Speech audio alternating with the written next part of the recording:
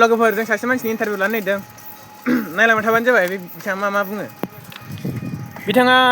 सेन्टाराव थांना माबायदि मोनदों बिराद गाज्रि मोनदों गोसोखौ मानि थाखाय जानला मोनला खालामोथारो आदसा मानि गोसोखौ मोजां मोनथारासिनो आयो ओमफ्राय प्रेक्टिस खालामनानै माबायदि मोनो मोजां मोनो आंहा प्रेक्टिस खालामनो ओमफ्राय जिबनाव साक्सेस जानो गोसो दंना गैया दङ ना आदसा मा बिथाङा अबाव थांना फैदों दा सेन्टाराव थांना फैदों सेन्टारना मा नाम मिन्थिला बेखौ ए दरं सेन्टारनि नामखौनो मिन्थियानो लोगोफोर मा जाहोनाव जाखो बे हाबाब एथ' गोलावखौ बोरै बुंनो हानांगौ नामा गोलावथार आरो आयो आं थांला थांला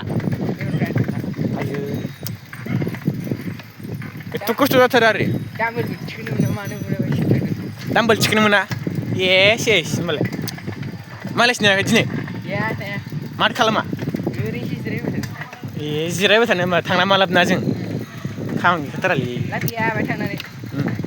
ओरैनो खस्थ' ओमफ्राय लेखा फरायनायफ्रा माबायदि जालिदों लेखा फरायनाय गैयालै गैया जाथ्रा लेखा फरायनायाव जाथारा आरो जाथ्रा गोसोआव लानो थांबाबो गोसोआव थाला ए मारै हिनजाव मोननांगौलै साख्रि मोनाबा सेस जाथारगोनलै नों ओमफ्राय हिनजावखौ लानो गोसो दंना गैया गैया गैया आया मा जादों जाखो बिदिंलाय जाम्बा जाम्बा बुङोलै नोङो नैबे सासे मानसि हिनजाव नागिरगासिनो रायजोफोर सोरबा सिंगोलफोर दंबा आंनो खबर हरबानो जाबाय कमेन्टफ्राव एसे गारहरलाबायबानो जाबाय एसे खबर हरलाबाय बिथांनि नामा सबाय मिथिबाय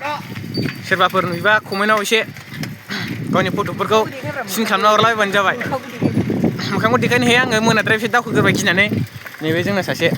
बे जों अमा बेदर हांनो नागिरदों आरो ना अमा बेदर हांनो ओमफ्राय सेस जाथारगोनलै उनि इन्टारभिउ लानाया बावनो दोनथ'नोसै लोगोफोर भिडिअखौ मोजां मोनोबा लाइक साबसक्राइब कमेन्ट जै सेयार खालामलाबायबानो जाबाय